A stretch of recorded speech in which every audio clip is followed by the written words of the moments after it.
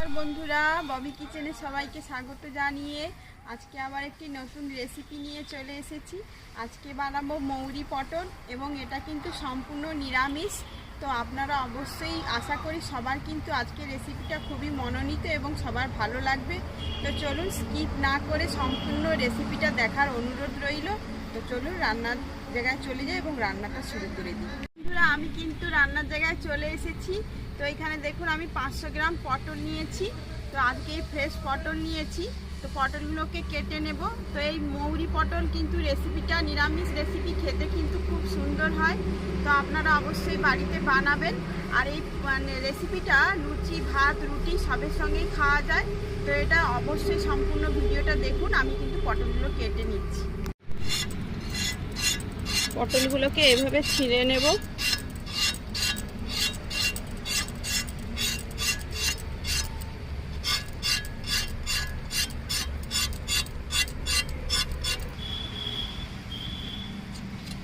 এবার দুপাশে এভাবে কেটে নেব। এভাবে এরকম করে কাটব। এবার এইভাবে পটলটাকে কেটে নেব। দেখুন এরকম করে কেটেছি। আবার এরকম করে একটু হালকা করে কাটবো, এটা বেশি কাটবো না।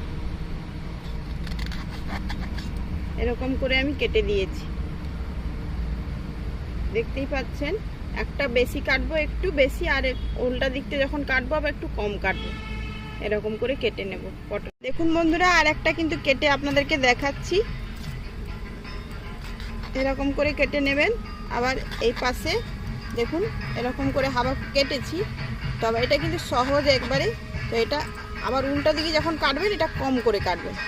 দেখুন, দেখতেই পাচ্ছেন। এবার এগুলাকে আমি ধুয়ে নেব।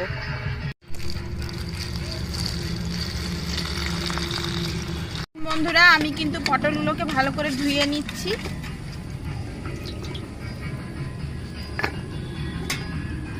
দেখুন বন্ধুরা, পটলটা কিন্তু এবার লবণ মাখিয়ে দিচ্ছি। ভালো করে লবণটা মাখিয়ে দেব।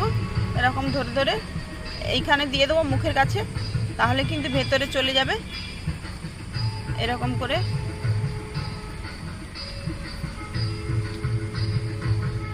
বন্ধুরা, আমি এখানে নিয়েছি মৌরি পটল বানানোর জন্য এখানে নিয়েছি হলদি গুঁড়ো, চিনি, কাশ্মীরি লঙ্কার গুঁড়ো, এখানে আছে মৌরি, ঘি, আর ছোটো ছোটো করে টমেটো কুচি করে রেখেছি, আর এখানে আছে গোটা জিরে, আর এখানে আছে হিং, আর আদা কুচি, আর কাঁচা লঙ্কা, এটাকে বাটবো, আর আছে তেজপাতা, শুকনো লঙ্কা, আর এখানে আছে গরম মশলা, আর মৌরিটাকেও বেটে নেব। আমি কিন্তু আদা আর কাঁচা লঙ্কাটাকে বেটে নিচ্ছি।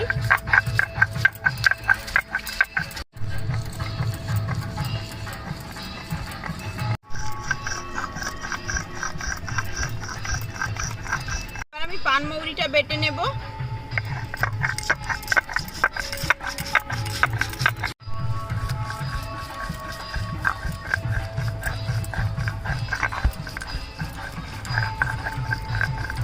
বন্ধুরা, আমি কিন্তু সরষার তেল দিয়ে দিচ্ছি কড়াইতে। কড়াই গরম হয়ে গেছে। আমি কিন্তু সম্পূর্ণ রান্নাটা সরষা তেলে করব। পটলগুলোকেও ভাজবো সরষা তেলে। বন্ধুরা, আমি নুন মাখানো পটলগুলোকে আবার ভেজে নেব। তো আমি হলুদ মাখাইনি, শুধু নুন মাখালেই হবে।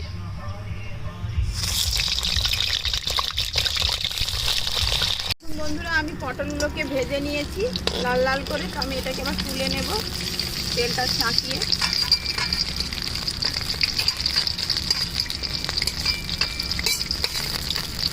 বন্ধুরা, আমি কিন্তু সরষার তেলেই তরকারিটা তুলবো, মশলাটা কষবো। তো আমি তেল দিয়ে আছে, কড়াই গরম হয়ে গেছে। তো এবার ফোড়ন দেবো, তেজপাতা আর শুকনো লঙ্কা ফোড়ন দিয়ে দিচ্ছি।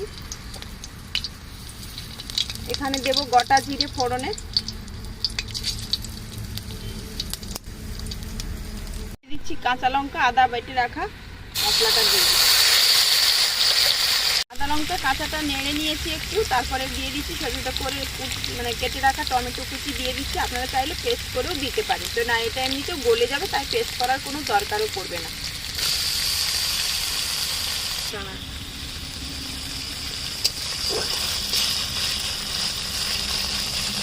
এবার এটাকে ভালো করে কষিয়ে নেব, টমেটোটা গলে গলে যাবে।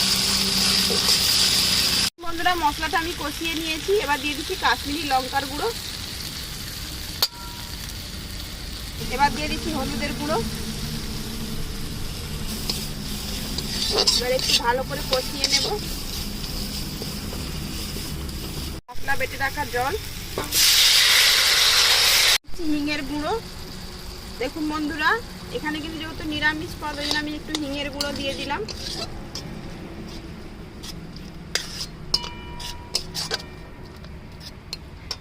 ভেজে রাখা পটল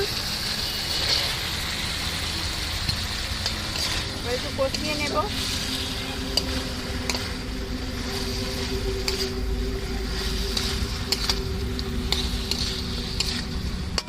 ভেজে রাখা পানমৌরি,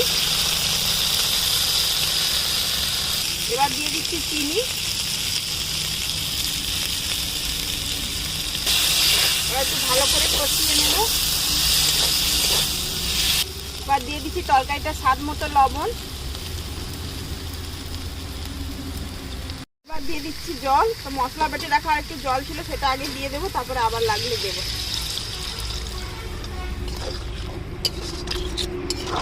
একটু জল দিয়ে দেবো, আর দেবো না। এবার এটাকে ঢাকা দিয়ে দেবো। এটাকে এবার ঢাকনা দিয়ে দিচ্ছি।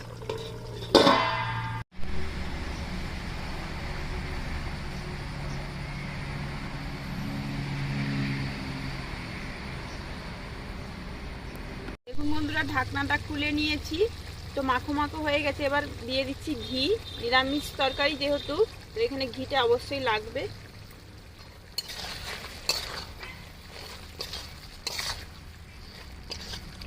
দেখুন বন্ধুরা, আমি এখানে গরম মশলার গুঁড়ো দিয়ে দিচ্ছি।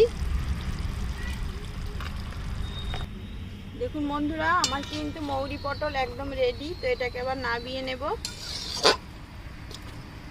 বন্ধুরা, আমার কিন্তু মৌরি পটল একদম রেডি।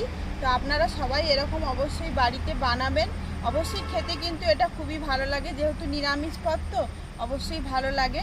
তো এই আজকের এই রেসিপিটা কেমন লাগলো আপনারা কমেন্ট করে জানাবেন।